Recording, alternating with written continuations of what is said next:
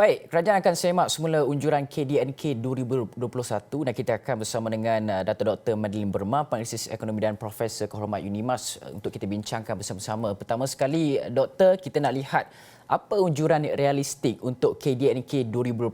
Apa anggaran yang mungkin kita boleh terima untuk setakat ini? Terima kasih Fizi. Tadi saya sempat mendengar Prof Emeritus Zakaria memberi pandangan. So saya juga tidak jauh dari segi cara saya melihat juga Memang kita tidak boleh nafikan kalau kita lihat tahun lepas Bank Dunia menganggarkan membuat unjuran kita akan ekonomi kita bertumbuh 6.5%. Lepas tu IMF dua agensi antarabangsa ni memberi unjuran KDNK bertumbuh sekitar 7%.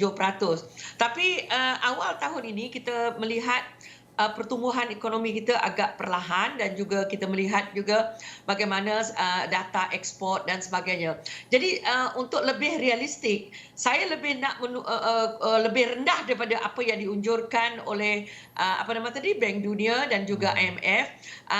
Saya lebih nak melihat, saya rasa sekitar 5% tu bagi saya agak realistik lah Sebab ada juga yang mengunjurkan 4%.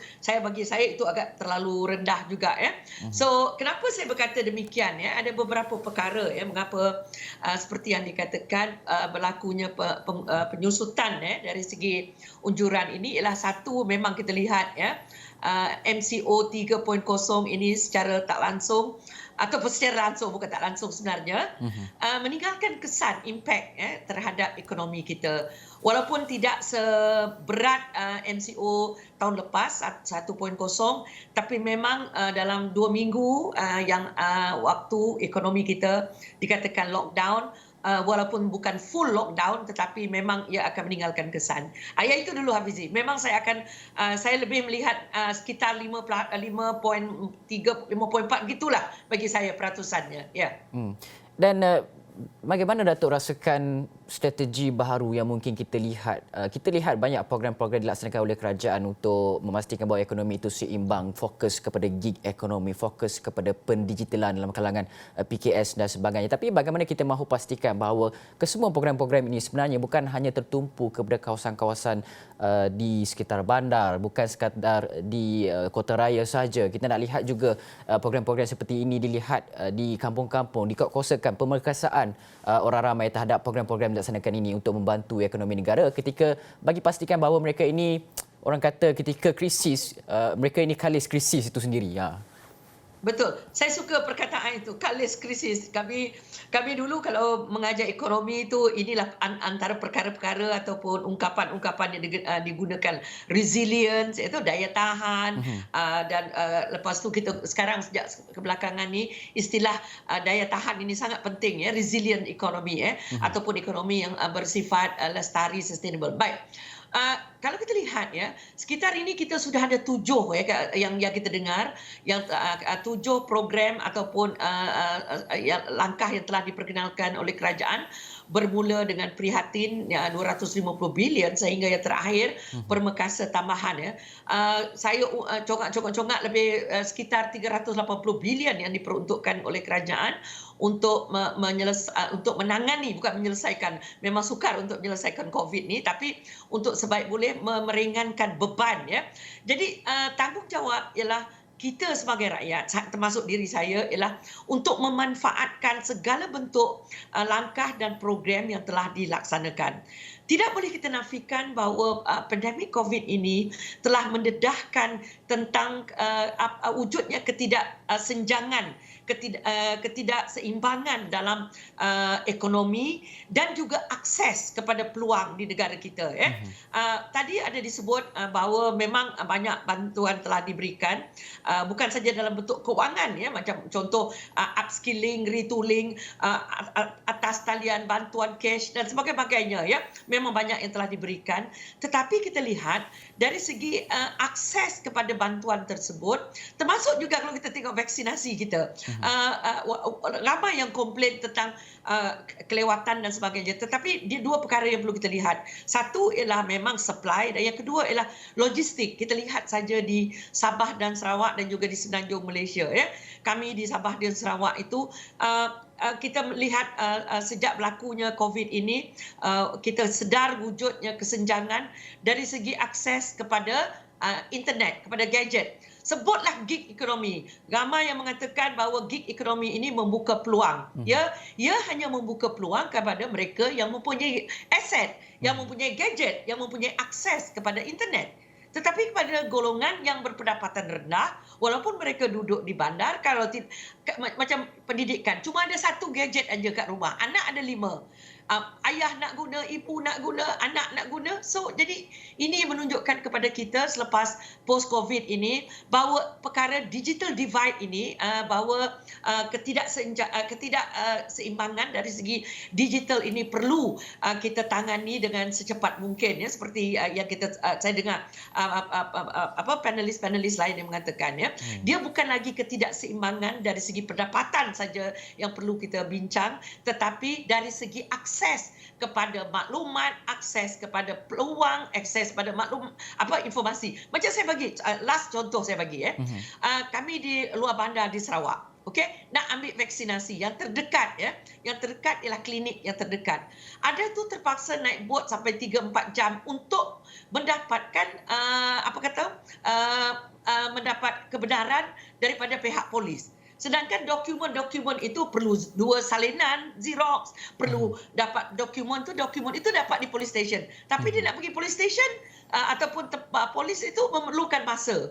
Jadi banyak perkara-perkara yang perlu kita fikirkan, tetapi perkara ini sebenarnya sudah ditambah baik, tetapi kita nak juga penambahbaikan yang lebih selepas ini. So walaupun kita ni berhadapan dengan situasi sebegini, tetapi kita sebagai rakyat, bukan saya lah, tidak hanya harus melihat kelemahan saja, tetapi tujuan kita ialah untuk memberi cadangan yang lebih positif ke arah penambahbaikan dalam sistem yang sedia ada. Ya. Dan Datuk, kita juga ingin melihat kepada perkara yang Datuk sebutkan, upskilling, reskilling. Sekarang ini program-program tersebut dijalankan dengan giat sekali. Tapi kita juga nak tahu adakah upskilling, reskilling ini bagaimana pastikan bahawa majikan dan juga pekerja itu sendiri faham akan program upskilling, reskilling. COVID-19 ini mendedahkan kita, menyedarkan kita bahawa satu skill saja tak cukup. Kita juga perlu ada skill-skill lain. Bagaimana kita nak memperkasa program upskilling, reskilling ini? Adakah belanjawan seterusnya dimasukkan ataupun diwajibkan program ini untuk diperkasakan, atau bagaimana kita lihat perkara ini, Datuk? Bagus, ya. Terima kasih, sebab ini satu perkara yang sangat saya rasa perlu diberi perhatian. Tadi kita mendengar tentang isu pengangguran, unemployment, iaitu orang yang mencari kerja tak ada kerja. Kalau kita lihat tahun lepas ada yang paling tinggi, dan hampir dalam 10 tahun ini 5.3% bulan Mei tahun lepas, lebih 700,000 rakyat kita menganggur, disebabkan oleh COVID dan sebagainya. Dan sekarang kita lihat pengangguran berlega di sekitar 4.7-4.8%. Tapi walaupun angkanya dah menurun, tetapi dari segi jumlah orang yang menganggur ini juga masih lagi tinggi. Dulu tahun lepas sebelum COVID 500 lebih ribu. Sekarang berlega masih lagi 600-700 ribu tu macam angka yang memang kita sentiasa lihat. Jadi di sini pentingnya kita mencari satu model baru pada diri kita sendiri, dan ini angka yang sering kita dengar tadi, orang kata kita kalau perniagaan itu dia terpaksa mengubah business model dia, mencari model baru untuk bagaimana memperluaskan pasaran ataupun mengekalkan perniagaan dia. Tapi bagi majikan dan juga bagi pekerja, mereka perlu memikirkan langkah-langkah bagaimana untuk kekal bekerja. Ini walaupun ada bantuan yang diberikan oleh kerajaan, seperti yang diberikan itu, yang kita tengok subsidi upah, tetapi pekerja juga perlu melengkapkan diri mereka bukan hanya dengan satu bentuk kemahiran, tetapi lebih banyak kemahiran, itu satu. Yang kedua, meningkatkan kemahiran yang sedia ada. Itu sangat penting untuk kita beri perhatian, ya. Dan majikan juga jangan sewenang-wenangnya hanya nak menggunakan peluang ini untuk memberhentikan pekerja. Sebab mereka kata, oh ini waktu yang terbaik untuk saya mencari pekerja baru dan sebagainya. Sebab bagi mereka ini yang dipanggilkan constructive destruction. Dia kata ini peluang yang terbaik, robohkan mana yang dulu supaya dia memberi peluang dia untuk membangunkan semula. Tapi kita kena fikir juga bahawa bila kita cerita tentang pekerja yang melibatkan mereka ini bukan saja yang kita sebut sebagai buruh. Mereka ini adalah modal insan di mana kita dah melabur, majikan sudah melabur dalam pelaburan modal kepada dia, dan juga jangan lupa mereka juga ada keluarga. Jadi bila kita buang satu orang pekerja, ada 5, 6 nyawa yang kita perlu ingat, yang perlu kita fikirkan. So jadi berikan mereka peluang, wajibkan. Kalau memang saya suka tu istilah, kalau boleh selepas ni majikan diwajibkan mungkin dari segi HRDF fund tu mereka boleh gunakan, di mana kita wajibkan khususnya majikan-majikan mengikut saiz syarikat lah syarikat kecil, sederhana dan yang besar tu, mengikut kadar yang keperluan mereka. Tak boleh samalah, tapi maknanya syarikat-syarikat besar juga perlu memainkan peranan yang penting. Begitu juga syarikat-syarikat yang kecil dan sederhana. Terima kasih. Dan Datuk, kita sebenarnya tak banyak masa, tapi saya tetap nak tanyakan, di era pandemik ini kita banyak program bantuan-bantuan diberikan, tapi kita nak lihat kepada bantuan yang bukan one off. Kita bagi bantuan kepada satu isi rumah, tapi kita nak lihat isi rumah itu boleh bangun sendiri, boleh sustain dalam era pandemik COVID-19 ini. Apa sebenarnya perkara yang boleh kita lihat apabila mereka hilang kerja, ada sesuatu yang mereka boleh jana pendapatan mereka? Apa sudut-sudut lain yang boleh kita lihat, Datuk? Kami, terima kasih. Saya ada sekumpulan saya dan rakan-rakan saya. Kami sedang memikirkan sebab kami rasa one off ni okeylah.